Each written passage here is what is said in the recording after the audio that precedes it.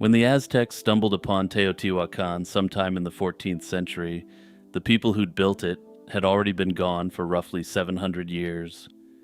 The palaces stood empty, the murals were fading, and the avenues that once held a population of more than 100,000 lay overgrown and silent. Someone had raised pyramids on a scale rivaling anything in the ancient world, and then they'd simply vanished. We don't know what they called themselves, what language they spoke, or even what they called their own city. Most people don't really grasp the scale of this place. At its peak in the 5th century AD, Teotihuacan was one of the largest cities on Earth, with a population that modern estimates put at up to 200,000 residents at its peak. That made it bigger than any city in contemporary Europe and roughly comparable in footprint to classical Rome. It covered about 8 square miles in the highlands of central Mexico, roughly 30 miles northeast of where Mexico City sits today. The city had been laid out on a deliberate grid, organized along a broad ceremonial axis that the Aztecs would later name the Avenue of the Dead. At its northern end rose the Pyramid of the Moon, and partway down stood the Pyramid of the Sun. This pyramid climbs more than 200 feet into the air, and its base footprint approaches that of the Great Pyramid of Giza, though it's considerably shorter. Further south sat the Ciudadela and the ornate Temple of the Feathered Serpent, its facade carved with alternating heads of serpents, and what scholars still debate might be a storm god. Everything had once been plastered and painted in brilliant reds and greens, making this city look otherworldly. It was presided over by a society that, at its height, projected cultural influence from the northern deserts down into the Maya lowlands of modern Guatemala. We haven't decoded the writing of the people who lived at Teotihuacan, and instead we know of this power from archaeological evidence and the writings of other people. In January of 378 AD, a warrior whose name roughly translates to "fire is born" arrived at the great Maya city of Tikal, something we know from Mayan sources. Mayan sources indicate that he was either from Teotihuacan or came from a state that was allied to the city. On the very same day, Tikal's reigning king died according to a monument later erected there. A new dynasty took power, one that kept ties to Teotihuacan and adopted Teotihuacan's weapons and iconography. Whether this was a full military conquest, a diplomatic installation, or something fuzzier is still debated, but Tikal was never quite the same afterward. But here's the thing. The name Teotihuacan isn't what the builders called it. It's Nahuatl, the language of the much later Aztecs, and it roughly means the place where the gods were born. The Aztecs pinned that name on the ruins centuries after the city's fall, having wandered into the wreckage and concluded that only divine beings could have raised such structures. Whatever the original inhabitants called their home, the answer is lost. This is where the story gets stranger, since the Aztecs didn't just encounter the ruins. Instead, they built their entire creation mythology around them. In their cosmology, Teotihuacan was the sacred spot where the current age of the world, the fifth sun, had been forged. A once humble and meager god named Nanahuatzin threw himself into a primordial fire and emerged as the sun in the sky. The Aztecs, or Mexica as they called themselves, made pilgrimages there, folded its architectural grammar into their own capital at Tenochtitlan, and even dug into the pyramids looking for relics. They were obsessed with the culture of the people who built this site. But they had no real idea who had built it, and they guessed that it must have been the work of a legendary race of giants called the Quinametsin. However, this wasn't universally accepted, and as they developed their own complex society with a scholarly class, more theories arose. Some of their chroniclers proposed the Toltecs as candidates, though that suggestion stretched across timelines that don't actually line up. When the Spanish arrived in the 16th century and began transcribing Aztec oral traditions, they inherited all of this confusion unfiltered. For centuries afterward, educated opinion ricocheted between various candidates, including the Toltecs, the Olmecs, and the Totonacs, amongst others. At one particularly embarrassing moment in Victorian-era speculation, lost travelers from Atlantis were suggested. Almost none of these early guesses survived serious scrutiny, Atlanteans among them. The first substantial breakthroughs came in the 20th century when systematic archaeological mapping finally began. A long-running survey project based out of the University of Rochester in the 1960s cataloged something close to 5,000 visible structures across the site. What they found pointed to a planned, state-directed urbanism, far more sophisticated than earlier scholars had assumed. This wasn't a city that had grown organically outward from a village. It appeared to have been designed from the beginning. More importantly for our specific historical mystery, the archaeology revealed that Teotihuacan was multi-ethnic from a very early date. Excavations uncovered distinct neighborhoods occupied by people from Oaxaca, hundreds of miles to the south, who kept their own pottery styles and burial customs for generations. Another district contained residents with links to the Gulf Coast and the Maya lowlands. People were flowing into this city from all over Mesoamerica, which raises more questions about who founded it in the first place and why. One long-running theory involves a now nearly forgotten city called Cuicuilco. Around the turn of the eras on our calendars from BC to AD, Cuicuilco was one of the major urban centers in the basin of Mexico. Its fortunes declined, and eventually a volcano named Zitl erupted and buried parts of it under lava.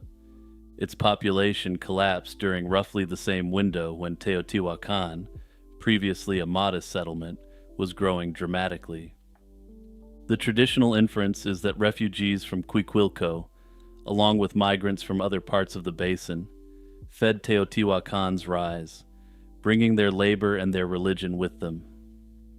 More recent work has complicated this picture, since the timing of the eruption and the population shift isn't as tidy as older textbooks suggested. However, most researchers still accept that the two cities' trajectories were connected in some way. Even so, that doesn't tell us who those people actually were, ethnically or linguistically. Some have suggested they were early Nahua people, whose ancestral lineage would eventually produce the Aztecs themselves. Others would suggest they were a people who were related to the Olmecs, the civilization known for producing elaborate giant stone heads.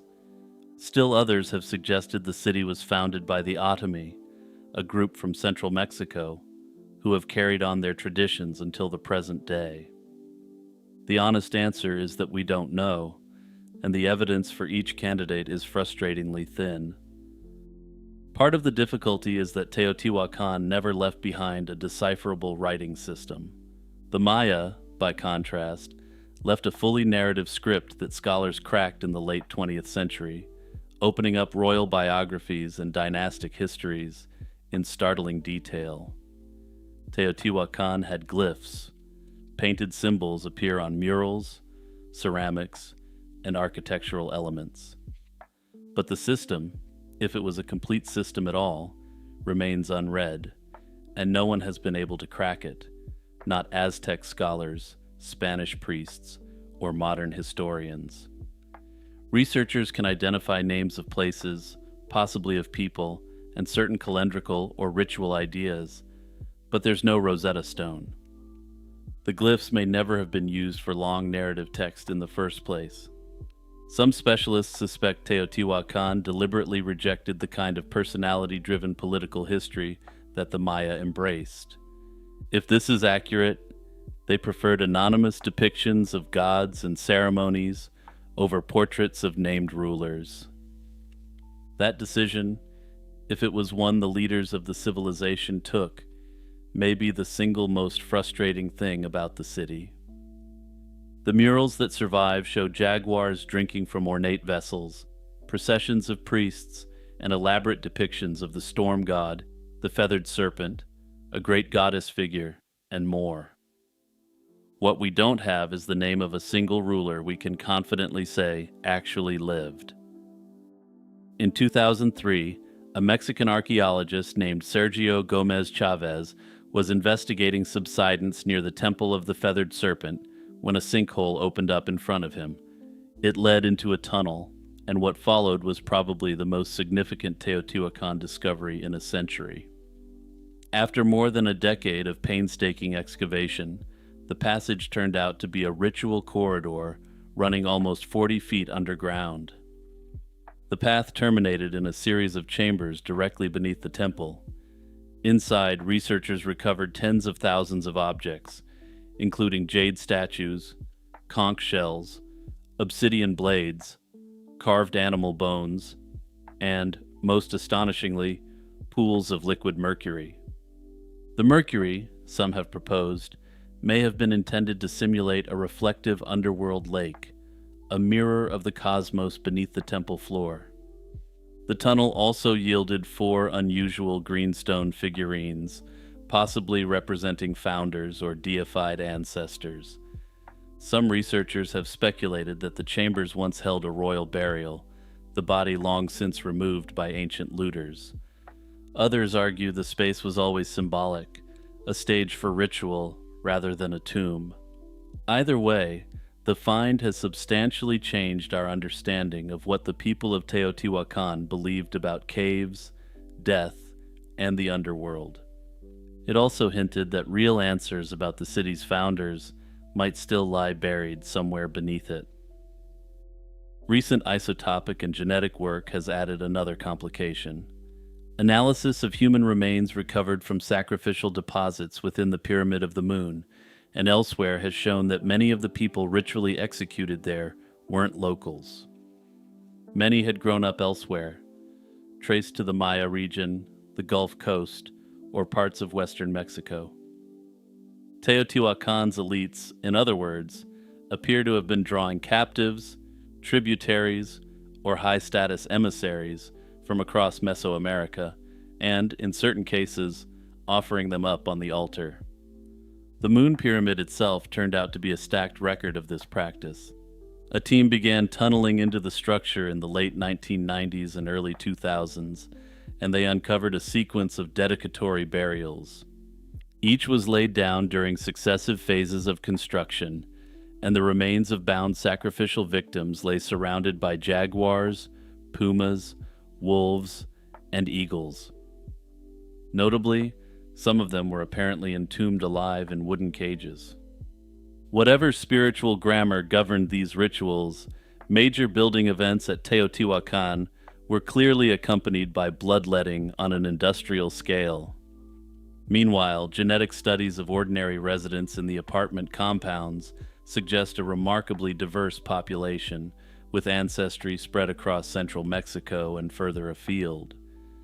This fits the picture of a cosmopolitan imperial capital, something closer to a Mesoamerican Rome than the homogeneous tribal center earlier generations of scholars sometimes imagined.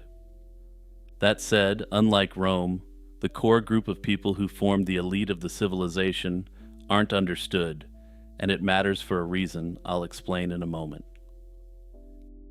There's also the matter of how the city fell into ruins in the first place, and that part we understand decently well. Sometime in the mid-6th century, the city burned.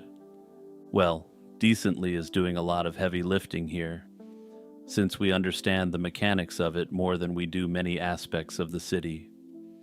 The destruction was concentrated on civic and ceremonial buildings, including palaces, temples, and the houses of the elite, while ordinary residential districts were mostly spared. That's perhaps the kind of damage pattern scholars would expect from an internal revolt, rather than a foreign invasion.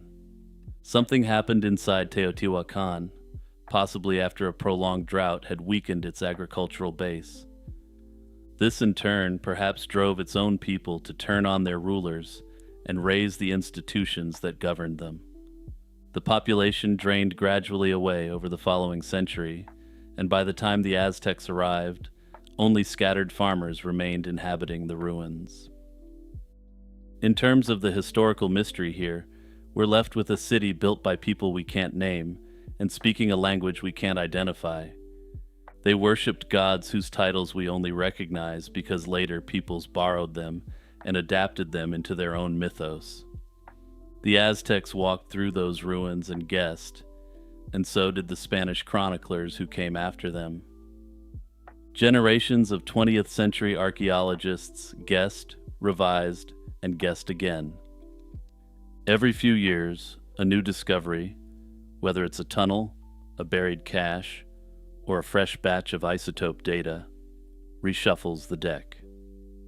The most honest response to the question of who built Teotihuacan is that the city was almost certainly founded by a coalition rather than a single people.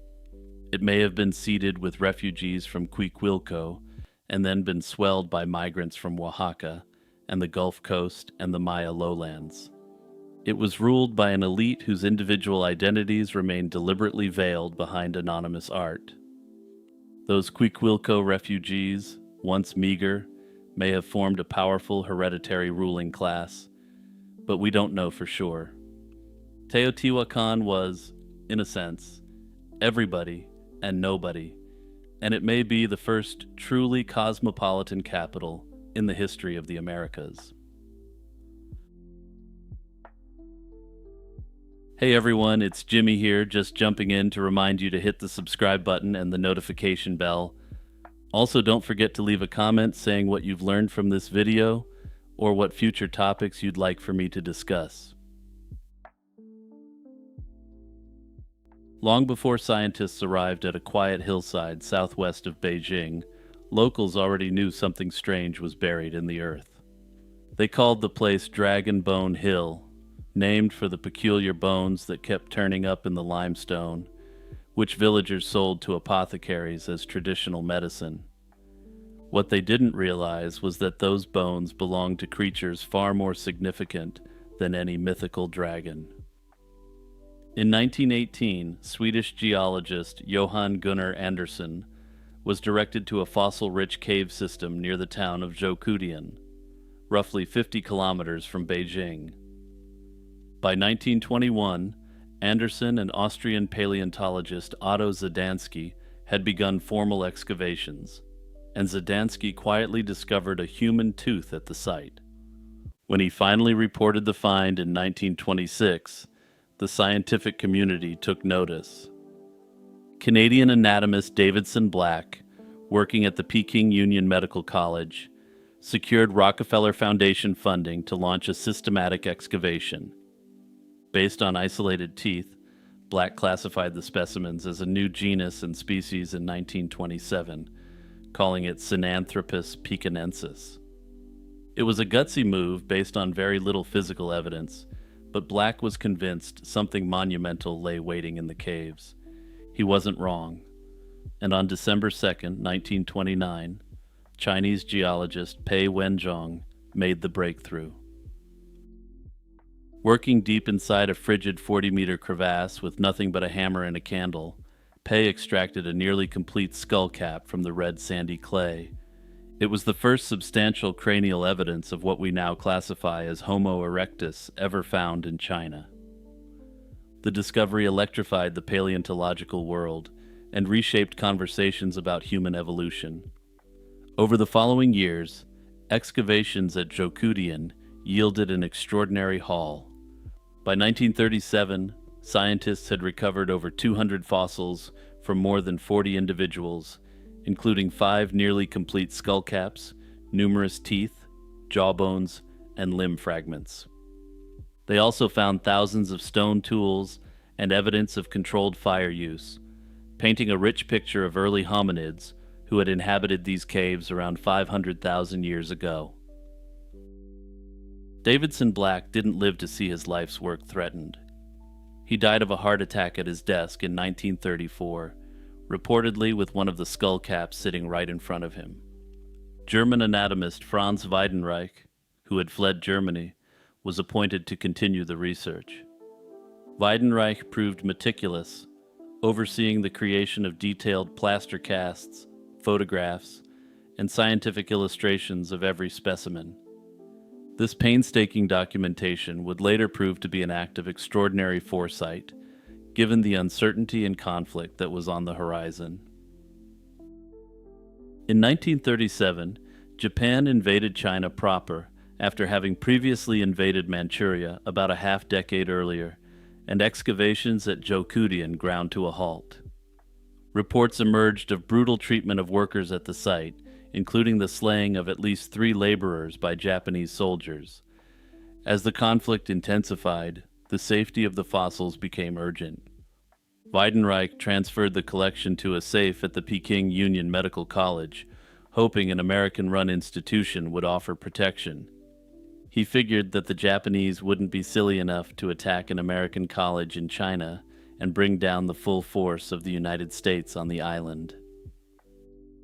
But despite believing in his plan, Weidenreich repeatedly urged college head Henry Houghton to authorize shipping the fossils to the United States just in case.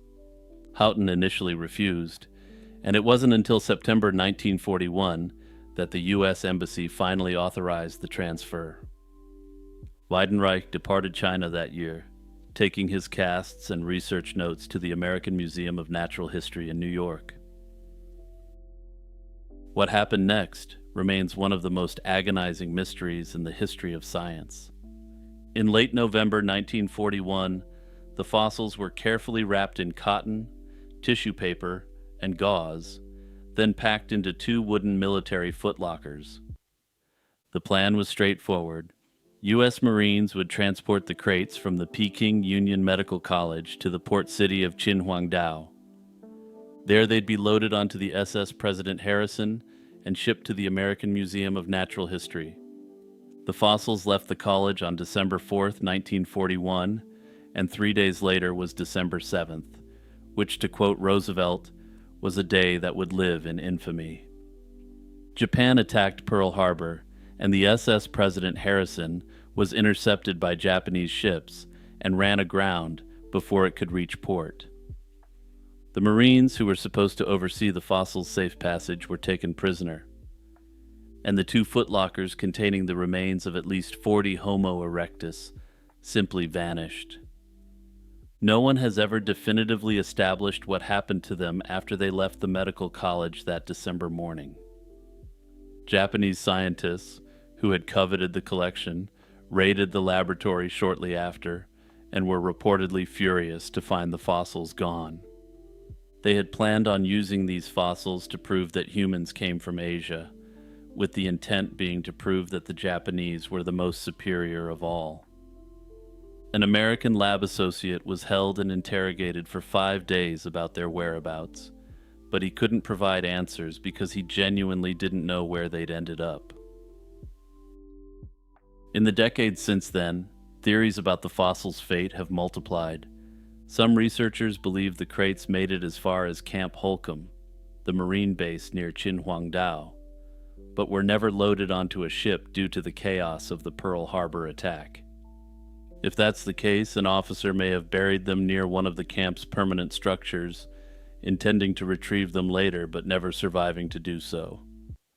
Others have speculated that Japanese soldiers intercepted the crates during transport and either confiscated the contents or, not recognizing their value, discarded them.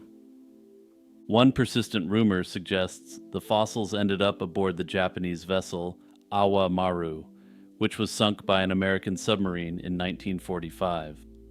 Another disturbing theory holds that the bones were ground up and sold as traditional medicine, their scientific significance completely unknown to whoever possessed them. The search efforts over the years have been colorful to say the least, and oddly various federal agencies have investigated leads at various points.